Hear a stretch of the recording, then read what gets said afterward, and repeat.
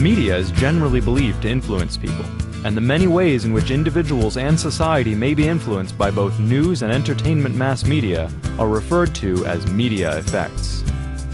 It's hardly controversial to say that these media sources can affect our view of the world, but let's talk a little about the ways they can do that. Priming. Media messages may help us to recall old ideas, knowledge, or experience.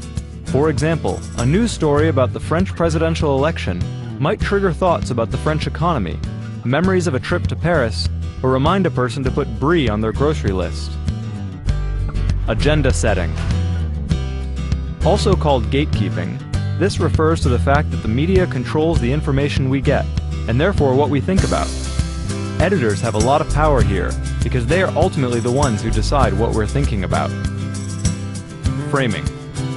Frames are the particular treatment or spin applied to a message. Often this ends up shaping our own opinions of the news, and who the good guy is in any situation. While agenda setting is choosing which stories to tell, framing is choosing how to tell them. Cultivation. After a lot of hours in front of the TV, people start to blur the lines between the real world and the one on TV. For example, based on the number of programs about police, you might guess that more than 1 in 10 men work in law enforcement, when really it's 1 in 100. Of course, some media messages, like ads and public information campaigns, are designed to change our attitudes or behavior.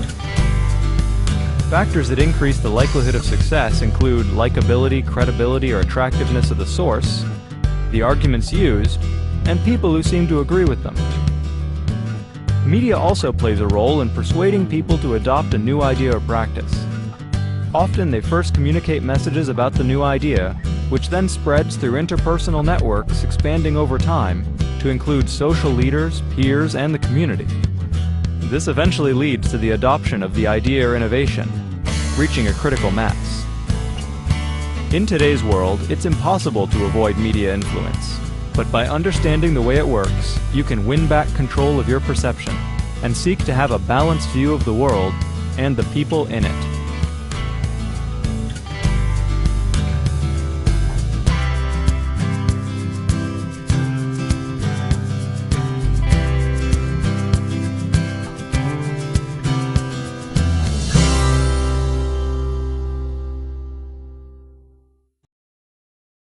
There are different kinds of mass media. The technology through which this communication takes place varies. Broadcast media, such as radio, recorded music, film, and television, transmit their information electronically. Print media use a physical object, such as a newspaper, book, pamphlet, or comics, to distribute their information. Outdoor media is a form of mass media that comprises billboards, signs, or placards placed inside and outside of commercial buildings, sports stadiums, shops, and buses.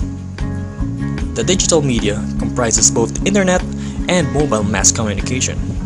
So why is mass media considered as a social institution?